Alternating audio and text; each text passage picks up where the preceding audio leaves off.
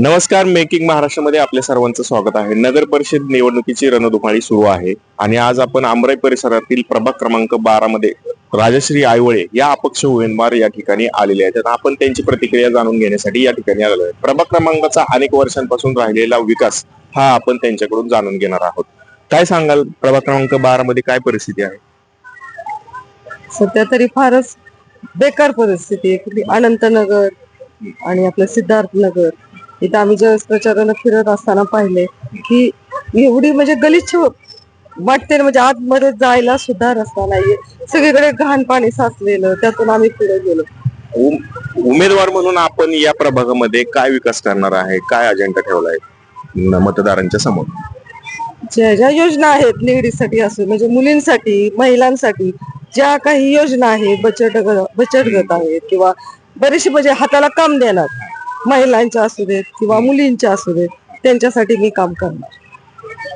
भारतीय युवा पॅन्थरचे अध्यक्ष, महाराष्ट्र अध्यक्ष गौरव आयवळे या ठिकाणी त्यांनी उमेदवारी दिलेली आहे आणि त्यांनी स्वतः हे प्रत्यक्षात पाहिलेलं आहे की प्रभाग क्रमांक 12 मध्ये काय परिस्थिती आहे. आपण त्यांना देखील विचारणार आहोत की प्रभाग क्रमांक 12 मध्ये उमेदवार देण्याच्या मागचा उद्देश आणि कारण काय आहे. काय सांगाल गौरव आहे? या ठिकाणी उमेदवार द्यायचा विषय असा आहे की जो प्रभाग क्रमांक 12 आहे याच्यामध्ये जे आनंदनगरचा भाग आहे, ज्या वेळेस अजितदादा पवार हे आनंदनगर मध्ये यायचे, मला वाटतं जे गजानन गायकवाड आहेत राष्ट्रवादीचे कार्यकर्ते इथले, त्यांचे वडील अजित पवारांचे वडील ते या ठिकाणी अनंतराव पवार ते या ठिकाणी यायचे. त्यानंतर अजितदादा पण यायचे.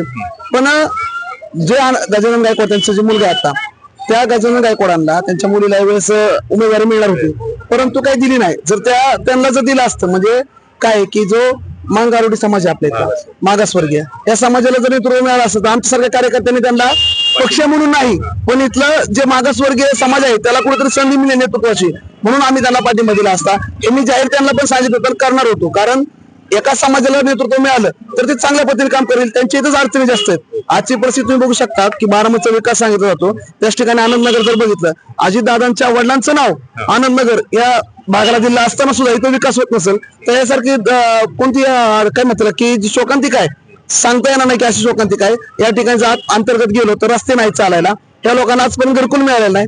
मग या लोकांसाठी आम्ही काम करणार आहे, यांना घरकुल देणार आहे. आणि सोसायटीमध्ये काय होतं, सोसायटीमध्ये घरकुल मिळत नाही असं सांगितलं जातं. तर सिद्धार्थनगर हाऊसिंग सोसायटी असेल, बेस्ट इस्टेट असेल किंवा आनंदनगर असेल, या सर्वांना आम्ही आमच्या संघटनेचा जर पॅनल या ठिकाणी विजयी झाला तर नक्कीच आम्ही यांना जमीन खरेदी करण्यासाठी योजना आणली, ती जमीन खरेदीसाठी अर्थसहाय्य करणार आहे. त्याच्यानंतर घरकुल मधून त्यांना आम्ही घर बांधण्यासाठी मदत करणार आहे. तसेच ही जी दलित वस्ती सुधारणा आहे त्याच्यासाठी सेपरेट निधी असतो, तो निधी काय होते की काही वेगळ्या ठिकाणी वापरला जातो, जे गरजवंत आहे त्यांच्याकडे दुर्लक्ष केलं जातं.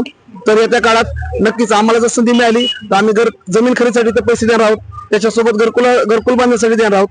जे हाताला काम पाहिजे, म्हणजे काय होतं, अन्न वस्त्र निवारा, ज्यावेळेस निवाऱ्याचा प्रश्न निर्माण होतो तर तो आम्ही सोडवणार आहे. पण हाताला काम मिळाल्याशिवाय ते साक्षरतेचं प्रमाण वाढणार नाही. शाळेचा प्रश्न आहे तो सोडवला पाहिजे.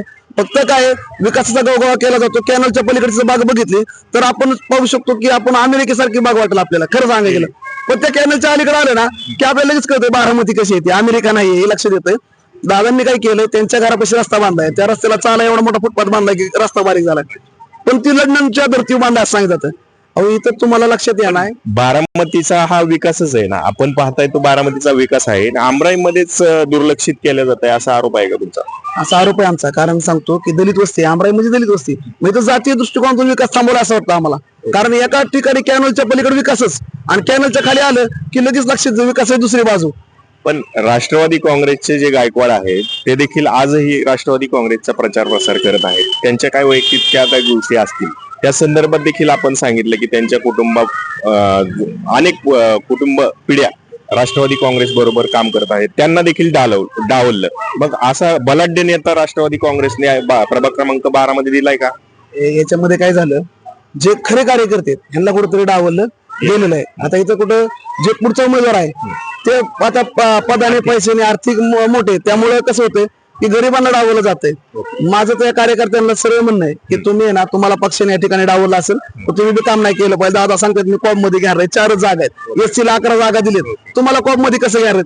म्हणजे हा लोकांना फक्त दादा दिशाभूल आणि दादा दिशाभूल करतात. लोकांनी लक्षात घेतलं पाहिजे, कार्यकर्त्यांनी तुम्ही सतर्कच उचलायच्यात, फक्त तुम्हाला काही नाही तिथं किंमत पक्षामध्ये. तर साधारणतः 270 ते 300च्या आसपास आहेत. तर तुम्ही त्या मतदारांना काय आवाहन करा? त्या मतदारांना मी आवाहन करतो की आज अजितदादांचे वडील तुमच्यापाशी येत होते, त्याच्यानंतर अजितदादा आले, आता अजितदादाचा मुलगाच यासर आले, ती बाहेर होता गेल्यास मतदानला, मग तरी तुमची परिस्थिती जैसे ते, मग आता तुम्ही बदल करवा ना. आता अजून अजितदादांचा नातू आले, तुमची सुधारणा होणार आहे का? मग त्यामुळे आता सुधारा ना, आता मतदानातून त्यांना विरोध दाखवा, जेणेकरून तुमची तरी सुधारणा होईल.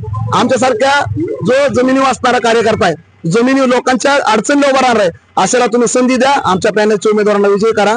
प्रभाग क्रमांक 12 मध्ये माझी आई राजश्री आईवळे आहेत, त्यांना प्रचंड बहुमताने तुम्ही विजय करा. त्यांचं चिन्ह आहे शिवनेत्र. जर त्यांना तुम्ही या ठिकाणी निवडून दिलं तर तुम्हाला सांगतो की त्यांना काम सांगण्याची सुद्धा वेळ येणार नाही. अशा पद्धतीचं काम आम्ही नक्कीच करू, या ठिकाणी सांगतो. तर हे होते गौरव आयवळे, जे भारतीय युवा पंथच्या माध्यमातून बारामतीमध्ये अनेक सामाजिक कार्य, काही आंदोलन असतील, हे मोठ्या प्रमाणात त्यांनी उभारलेले आहेत. याच माध्यमातून प्रभाग क्रमांक 12 मध्ये महिला उमेदवार म्हणून त्यांची स्वतः आई या ठिकाणी उभा आहे. या ठिकाणी आपण पाहतोय की कशा प्रकारे आमराई परिसरातील प्रभाग क्रमांक 12 म्हणजे आनंदनगर, हे आनंदनगर नाव अजित पवारांच्या वडिलांचे असून त्यांचं नाव असताना देखील अजित पवारांनी त्या भागातला विकास का ठेवलेला आहे, हा प्रश्न आता या स्थानिक नागरिकांना पडलेला आहे. कॅमेरामॅन निलेश निकमसह चेतन शिंदे, मेक इन महाराष्ट्र.